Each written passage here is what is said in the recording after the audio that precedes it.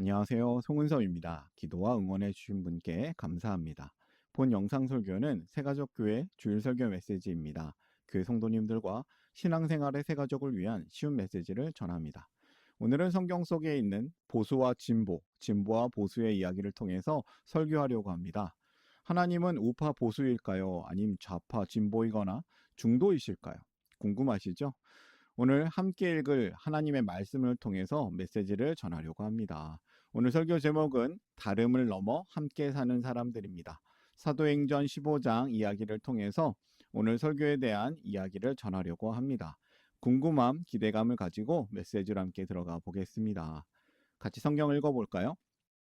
사도행전 15장 2절 말씀입니다. 세번역 성경으로 읽겠습니다.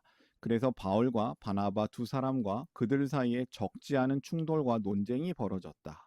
드디어 안디옥 교회는 이 문제로 바울과 바나바와 신도들 가운데 몇 사람을 예루살렘으로 올라가게 해서 사도들과 장로들을 찾아보게 하였다. 싸움이 생긴 것이죠. 오늘 저는 정치 이야기를 설교하려고 합니다. 이 주제로 설교하면 성도가 교회를 떠난다고 합니다. 무슨 이야기인지 아시죠? 대한민국은 현재 진보와 보수의 갈등이 아주 심각한 사회입니다. 우리 삶의 가장 아픈 이야기이지만 동시에 가장 큰 숙제이기도 하죠. 갈등에 대해서 진지하게 하지만 아주 따뜻하게 이야기해 보려고 합니다. 오늘 메시지의 핵심은 사실 간단합니다. 생각이 다른 우리가 어떻게 하면 서로를 미워하지 않고 함께 살아갈 수 있을까 하는 점이죠.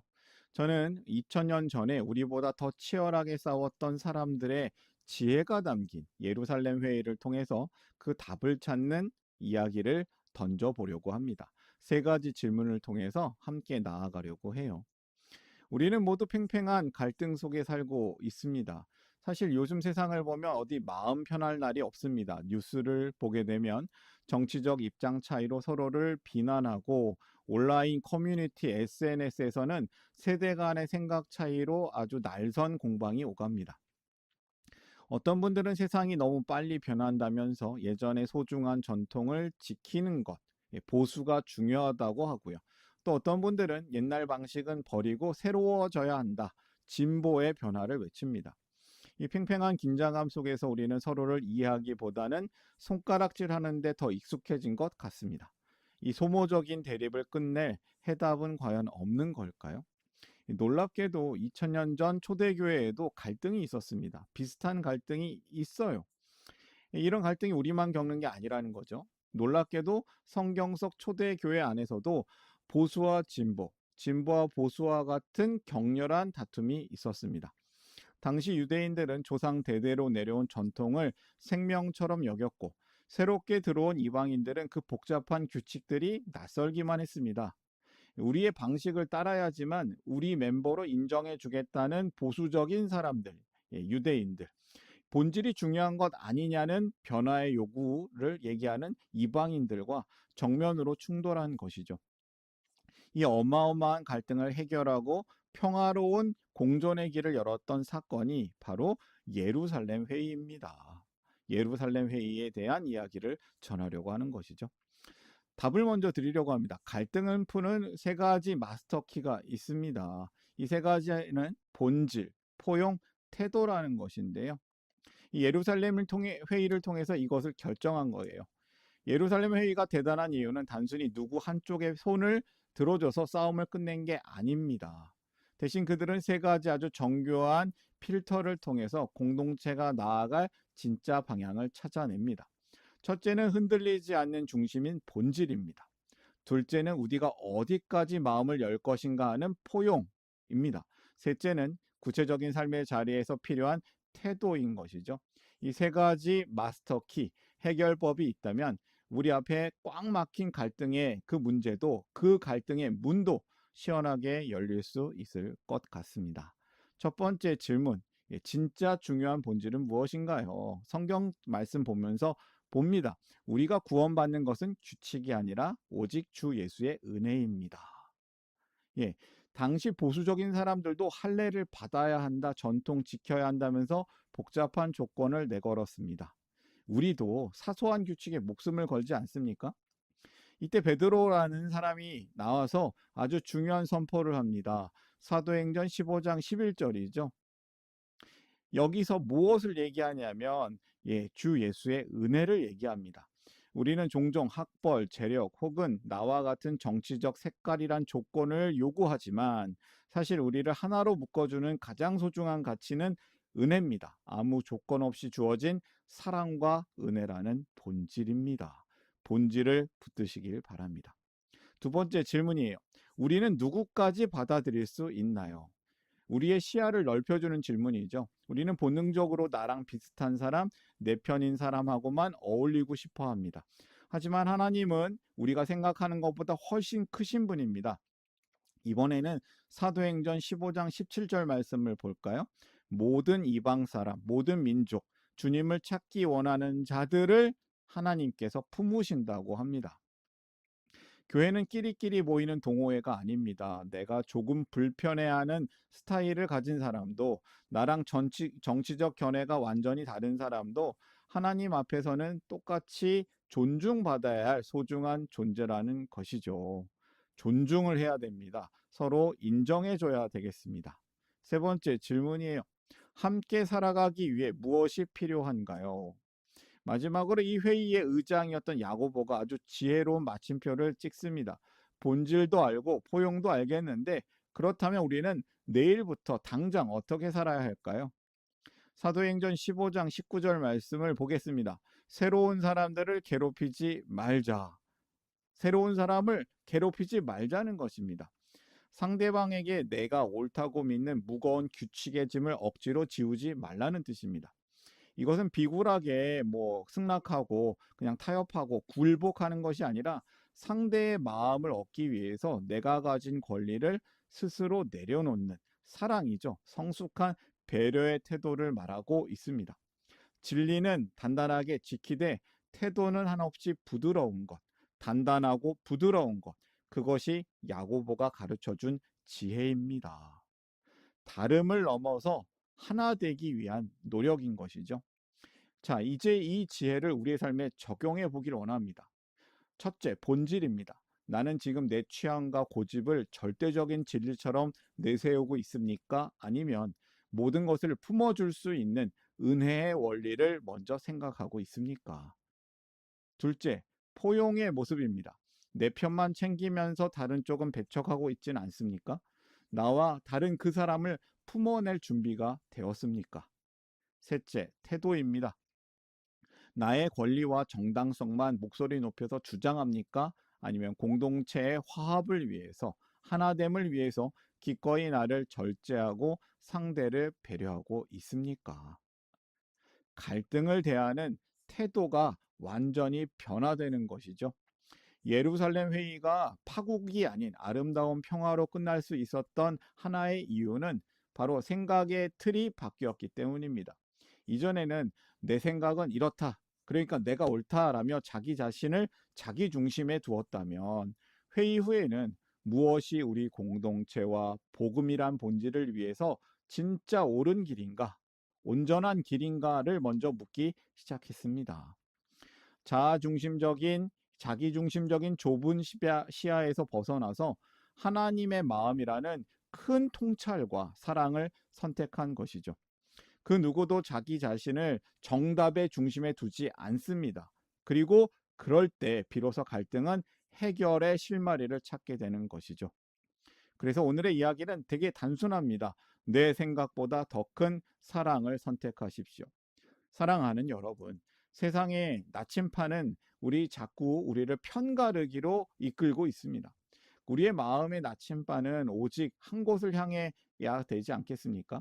진보와 보수, 세대와 문화, 그 어떤 깊은 골짜기도 뛰어넘어서 우리를 하나로 묶어주는 유일한 끈은 결국 복음입니다. 변하지 않는 본질과 사랑을 붙드시기를 바랍니다. 복음, 그리고 그 안에 있는 사랑의 성숙한 태도를 가지시기를 바랍니다. 부디 저와 여러분이 좁은 생각과 판단하지 말고 훨씬 더 크고 넓은 하나님의 사랑으로 살아내기를 간절히 부탁드립니다. 진보와 보수, 세대와 문화, 이 모든 차이와 갈등을 뛰어넘어 우리를 하나로 묶어주는 것은 복음입니다. 그리고 사랑이라는 태도입니다. 오늘의 메시지를 정리하면서 세 가지 더하는 질문을 드려봅니다. 이 질문을 통해서 혼자 생각하면서 정리해도 좋은데요. 두세 사람이 함께 나누면 더욱 좋은 질문이에요. 저와 여러분이 함께 이 질문들을 같이 읽어보겠습니다. 신앙생활을 하면서 각자가 소중하게 여기는 전통, 습관, 예배 방식, 신앙 표현이 있습니다. 내가 중요하게 여기는 신앙의 전통이나 방식은 무엇입니까? 나는 어떤 사람들과 함께 있을 때 편안함을 느끼고 어떤 사람들과 함께 있을 때 불편함을 느끼는가? 나와 생각, 세대, 성격, 정치적 견해, 신앙 스타일이 다른 사람들을 대할 때 어떤 마음이 드는가?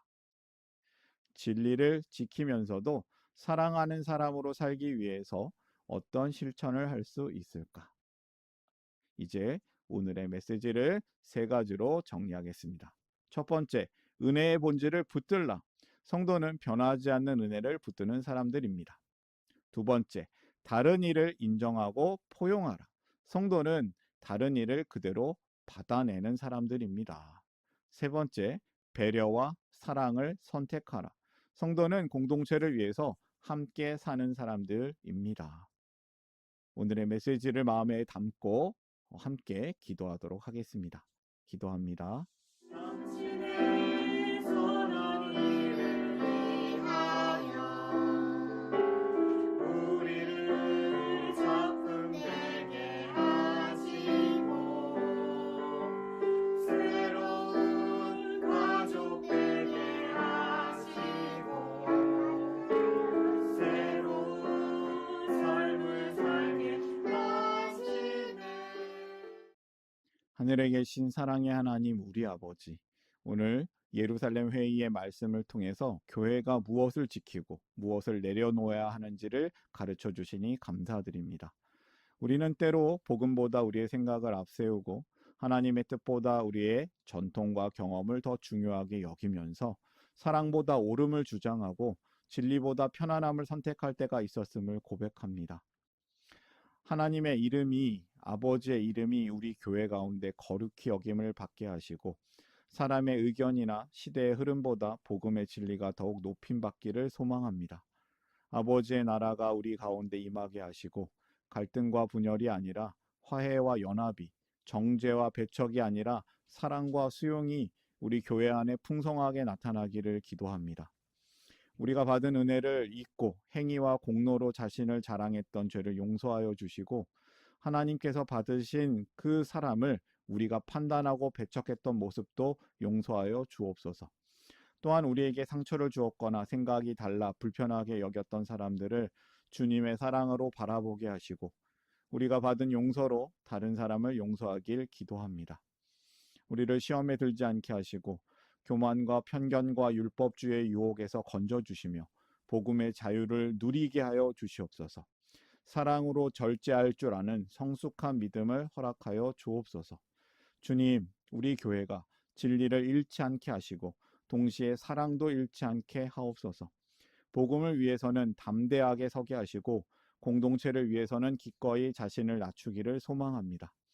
예루살렘 회의의 성도들처럼 성령의 인도하심을 따라 함께 분별하고 함께 순종하고 함께 하나님 나라를 세워가는 교회 공동체가 되기를 소망합니다. 나라와 권세와 영광이 영원히 아버지의 것입니다. 우리의 구원자 되시는 예수 그리스도의 이름으로 기도드립니다. 아멘.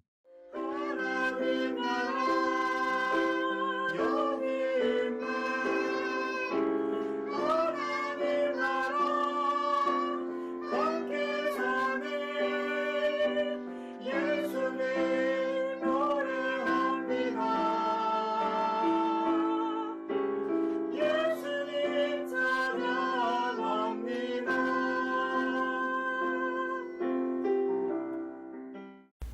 샬롬, 송은섭입니다. 저를 통해 또는 누군가의 추천과 우연한 기회로 이 메시지를 보게 되신 분들께 감사합니다.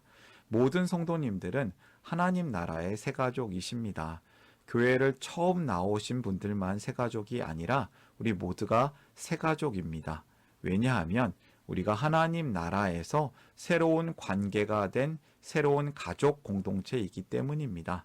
본 설교는 새가족교회 공동체 새가족과 후원자를 위한 메시지이며 기독교를 잠시 떠났거나 새롭게 시작하시는 분들을 위한 쉬운 메시지이기도 합니다.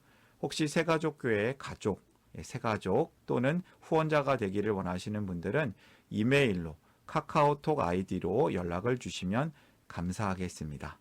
오늘의 메시지, 하나님의 은혜가 넘치시기를 바랍니다. 사랑합니다. 축복합니다.